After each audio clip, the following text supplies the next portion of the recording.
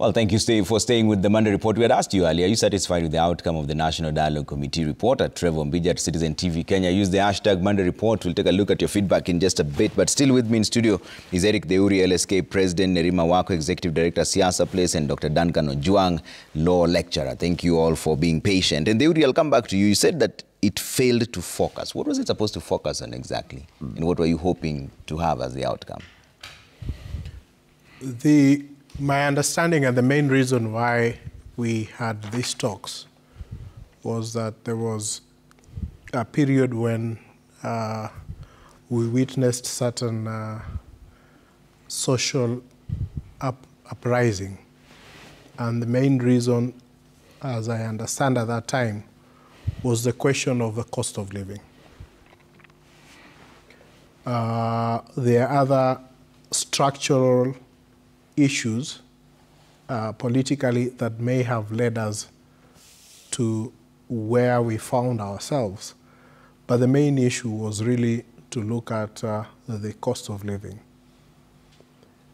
And I think the fact that the political class and those that were engaged in this dialogue were unable to put the country above their political considerations, for me, is something that I find perhaps underwhelming, but not surprising. Mm-hmm. If you look at the kind of position that we are in, the shilling is on a free fall. Yeah. The businesses that rely on imports are unable to import at a cost that can make their goods and services to be competitive. We have a high rate of taxation, which is hurting businesses. And so the consequences of the actions that have been taken by the government has affected largely the youthful population in this country. Now, when you look at the number of the youth in this country and the challenges that then this causes and how they are impacted by the various decisions that have been taken, then you begin to understand the frustration that actually led to the agitation. Yeah. So whereas the initial call may have been made by politicians for purposes of advancing certain political agenda, it got to a point where the maandamano, so to speak, were owned by the people. Yeah. And it was owned by the people because of the various difficulties that they were undergoing at that particular time. So if you look at the question of the cost of living, there is a report that comes out to say on some of these things we could not agree. Yeah. Which is okay because, again, questions regarding discussions around Finance Act are going to be settled and determined by the court tomorrow. But I think I expected some sort of acknowledgement that there needs to be a rethink on some of these things and how they have been done. Okay. So if you compare that, for example, Trevor, with the agreement to expand the selection panel for IEBC, you can see that it was very easy for that to get consensus, but the questions on cost of living became problematic. Same as NGCDF. Yes, the questions on entrenching some of these funds, which the courts have already spoken on in terms of their unconstitutionality, found favor. The questions of establishment of certain office which go against our constitutional architecture, and which would then necessitate a referendum, which comes at a time when IEBC has not even been reconstituted, or immediately after the reconstitution of IEBC, when it has such a short time to prepare for all that. And the likely divisions that some of that may cause, and the probability that there might be ensuing legislation to challenge some of those things, shows where the focus in terms of this discussion. So in the end, this conversation was never really about the people? It was never about the people. In my view, it was more of finding political accommodation. Political refuge in your way. Okay. And Derima, you had mentioned earlier on that this was not, in your own estimation, it's not an economic problem we're facing. Is it an economic problem or a constitutional problem? Because you said only the politicians are happy out of this. But in a negotiation, there's give and take. They said that they did not agree on certain aspects. The housing levy was one. The fuel levy from 16%, VAT from 16 to 8%, they did not agree. Why do you still think it's only the politicians who are happy? Absolutely, because there was an open opportunity for people to share recommendations. We saw it covered, and different entities were able to share their expertise in terms of certain ideas which have been captured within the report, but not necessarily highlighted. And I say this because we had entities that also work around the economy, sharing certain ideas, but also you have to think about our country and our culture. When have we seen, we can count the number of times where politicians can say, I was wrong, or I stepped down because I do not know how to handle this particular department, and I leave room for somebody who can perform better than I because I know I've not done a good job. That's very difficult to come by in our history when it comes to Kenyan leadership. So it's an important aspect, and I say this because we create an opportunity, we say it's national dialogue, we invite the public to participate, we want to hear their opinions, and also critique. Not just critiquing government, also critiquing individuals who are serving within the houses, who may belong to opposition, who may belong to independent parties as well. Basically leadership. But the solutions that we see being highlighted that come to the fore are mainly political, mainly looking at, you know, what Theory has talked about, accommodating. And that for me is the concern. I was hoping to see more on this is how we're going to fight corruption. Because corruption is just not an issue of the administration, it's everybody who's serving. It's everyone who has access to public resources. It's everyone who works in the counties, not just the executive, not just the assemblies in national. And that was a little bit silent. What else did I expect to hear? Health. We've been seeing taxes going in health. Why is health important? We are a very young population. Majority of people, if you go to a clinic today, will be mothers with children or mothers themselves giving birth or elderly couples. And again, it's mainly women who live longer than women. So health was silent again. And that for me was a major concern. So when you're here talking about, yes, the high cost of living and the impacts of it, and the fact that even when we look at our very households, who are managing the households? Mothers who are going to the shops, mothers who are doing their farming, mothers not on their land, but they are doing their hard work. And that, to me, speaks volumes as to how a lot of times we forget the majority population that carries a huge burden of the economy. Because even when we talk about education and children going to school, it will be mothers also pushing for their children to go to school, a lot of single households. So it's not to negate how important the family dynamic is, but also for us to view just how silent it has been on issues that impact every household today. And I don't think our leadership has done a good job in that regard, and have focused a lot of attention on things that we should have spent a lot more times. I would have been more happy if the report just came with 2 solutions where they've agreed on 2 things, and the 2 most contentious things are the things that they have come to a negotiation. Not the simple ones where they are all happy about, yes, expanding the panel. But it's going to get complicated again because we'll have to go into the details of who are these extra 2. Are we going back to IPPG? Does that mean political party representation? Because it'll bring back the same issues if it's the president appointing the extra 2.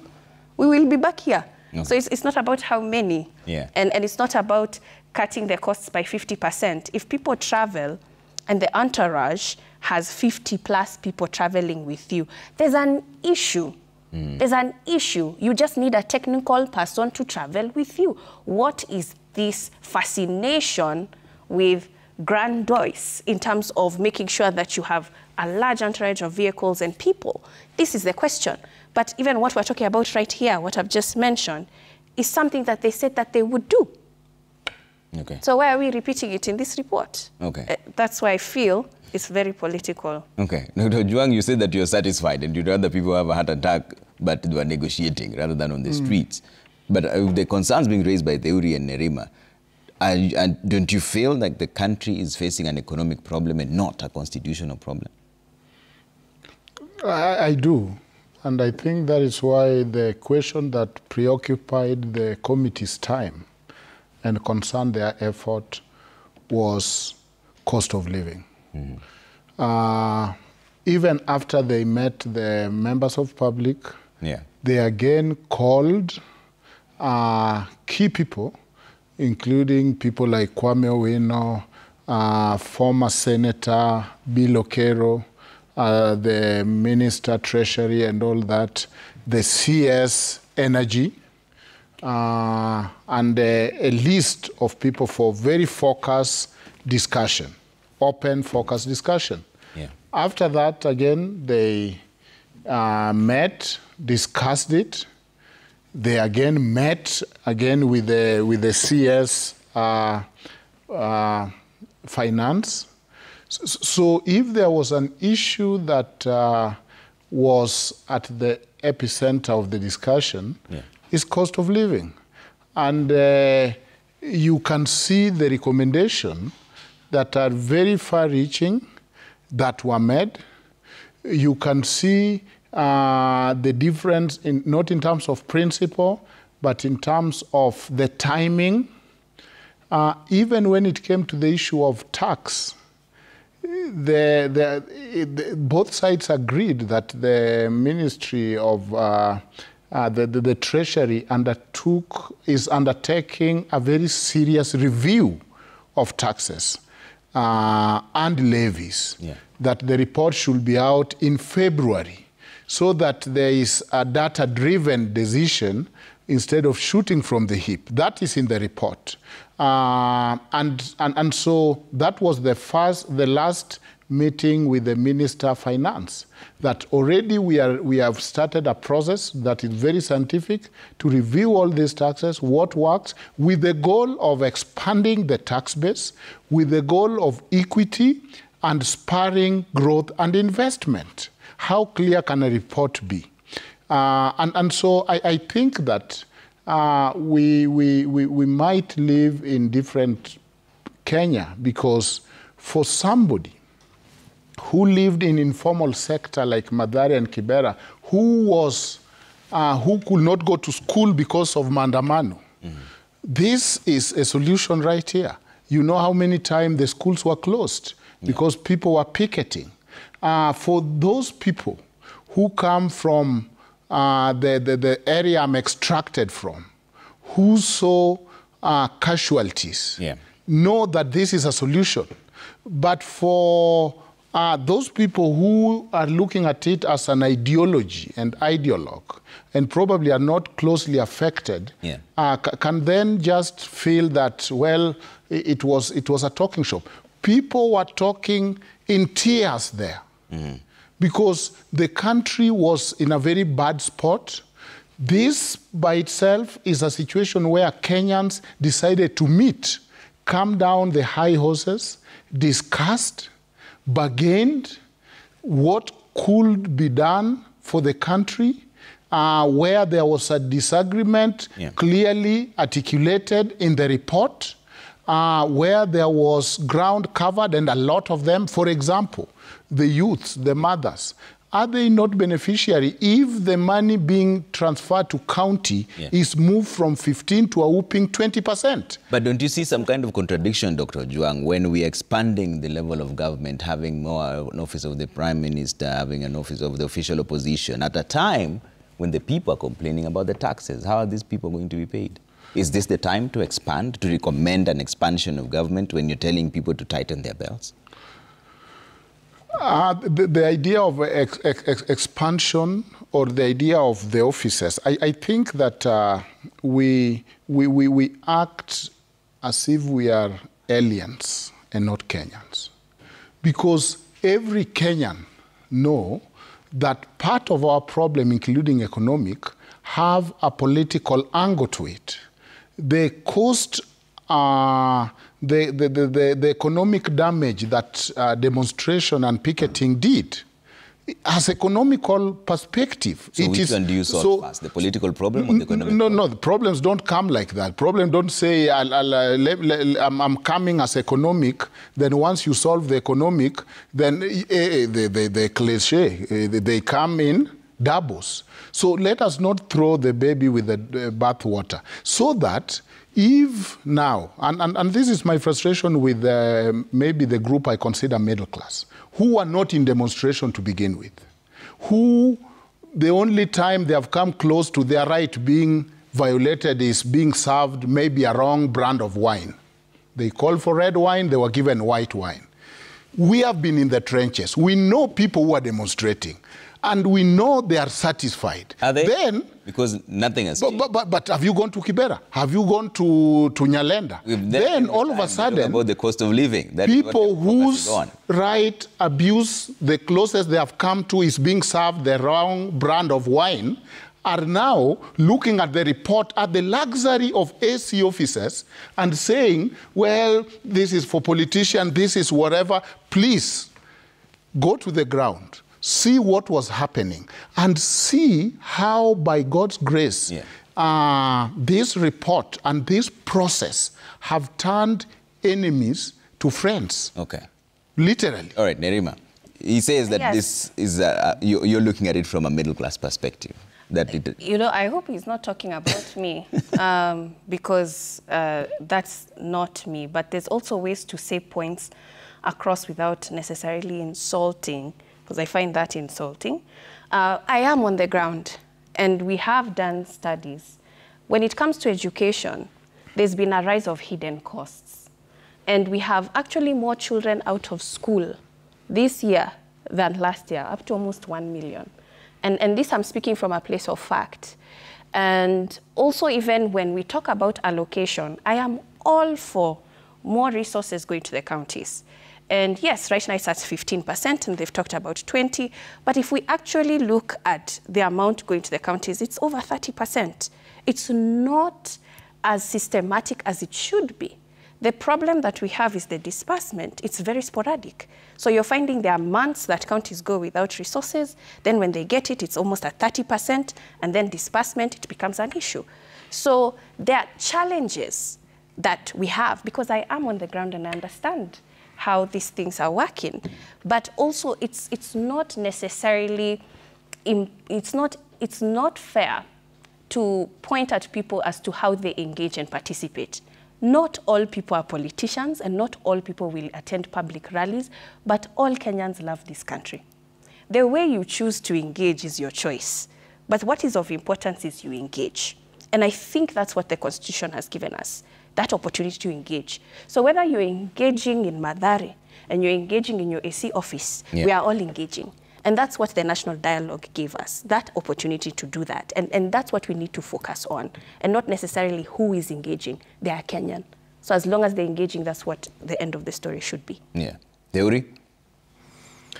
Can a hybrid system work? Because there seems to be an architectural conversation here, that we are going into sort of a mix of a parliamentary system and a presidential system. It would require an overhaul of the Constitution. Of the Constitution. So this is heading to a referendum. To enable that work. My thinking is that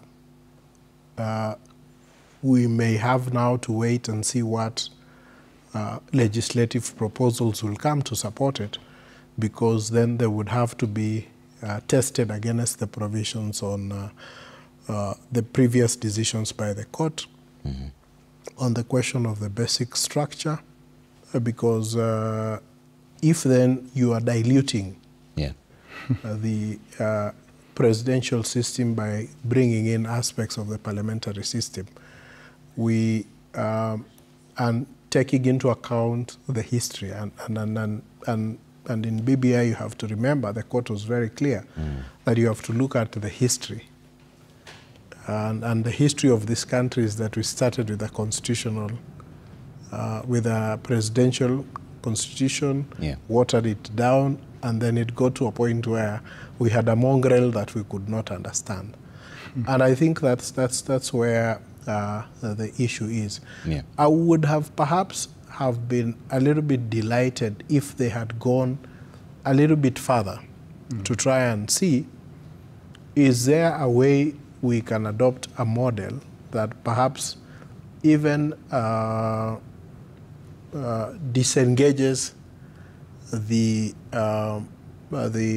election cycle, so that we have the national elections being done at a separate date and the county sort of elections being done at a particular date, so that if you are a senator and you want to vie, you continue being a senator. If you lose, you go back and continue being a senator, so that that aspect of having a large following and being out of power is cured through those kind of mechanisms. That perhaps if then we were saying, let's look at this and try and see, is it a system that can work for this country? Those would have been, in my view, certain viable options that even if we had said there was lack of agreement, as has been done on bread and butter issues, that would have been okay. But let me also weigh in on something. You know, we keep saying that, as my friend is saying here, that you know, this has brought about peace. But what kind of peace are we talking about? We know that there are people who are killed during this process. We know there are people who are maimed during this process. What have we said about that? How are we dealing with those questions? Do you remember the responses that came from the National Police Service? That certain people went and picked bodies from morgues and pretended that those people were killed during the protest. We have swept that under the carpet and achieved certain political compromises and forgotten to really address those people. So how are those people feeling? How is the mother of the mother who lost 2 children who were beaten up in Kisumu feeling upon reading this report? What is in it for them? When you look at that, then you begin to appreciate that the spirit of seeking true national reconciliation got lost in the process of political deal making. So that you say, you know what, let us do this, let us do this, let us do this. Are you happy? Say, yeah, with that we are happy, with this we are happy. On this other one, why don't we do a study? You know? So let us expand the IEBC selection panel so that we can be able to maybe put in 2 or 3 additional people that can ensure that we are able to decide our referees and no other party has an advantage over the other. That's something we can agree on. But when it comes to taxes and every other things, in fact, even the most basic things that ought to be agreed on, by saying, you know what, the tax regime that we want to see a tax regime that achieves the following functions. How do we get there? Maybe that we can subject to a study. But at least certain basic fundamentals in terms of what our tax regime should be driving us to should have been agreed on. So when you look at it and you look at the taxation regime that we are having, you have housing fund. You have now of course the court have intervened, but you had the social health fund at about 2-point-something% enacted without even public participation. So when you look at all those things, you begin to ask yourself, I mean, the object of taxation is not purely to raise revenue to fund government activity. It is to support also the economy, the growth, and so that at least at the very basic minimum, that those fundamentals should have been agreed upon. But let me finish with this. We have spoken about counties. As we speak now, there are counties that are struggling to deal with the ravages of El Nino. They have not been given funds. Yes. We are in October, we are in November, going to December. The funds that they were expecting in October have not been released. There are no mechanisms that have been proposed to ensure that Treasury is much more transparent in terms of how it is dealing with funds that are put in the consolidated funds. Those are critical questions that at least you expected certain agreements that this and this and this and this ought to be done to reverse that. All right, let me bring up some feedback real quick, and then I'll give you each a minute for closing remarks because we've run out of time here. Let's bring up the feedback at Trevor Mbija at Citizen TV Kenya. Use the hashtag Monday Report. Josiah Adiema says, Trevor, we don't throw the baby with the bath of water. We take it and give it our country peace, then agitate for the remaining. I would take what is in the table, but not be satisfied. Political processes will always provide gains on the political sphere. Washika Ken says, NADCO failed to address the elephant in the room. Cost of living.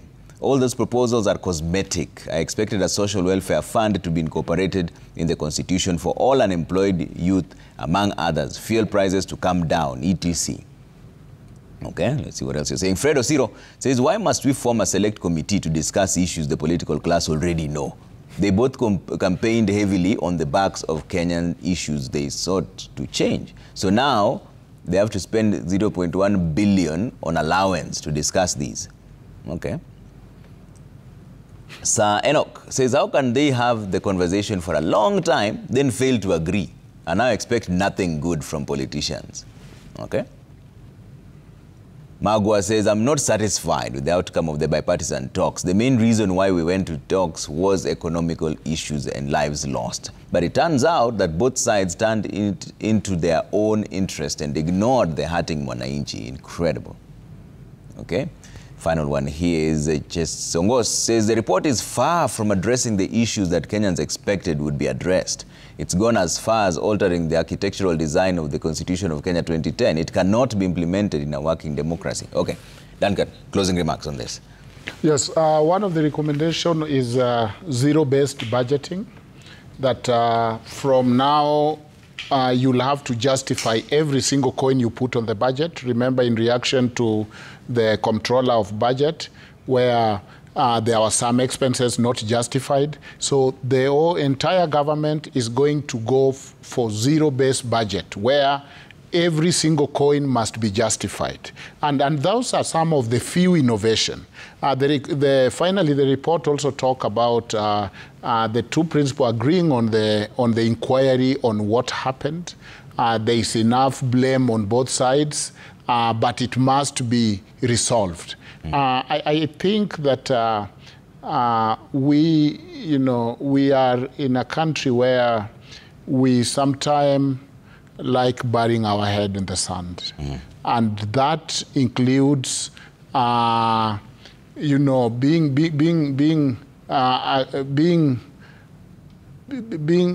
hypocritical to some extent.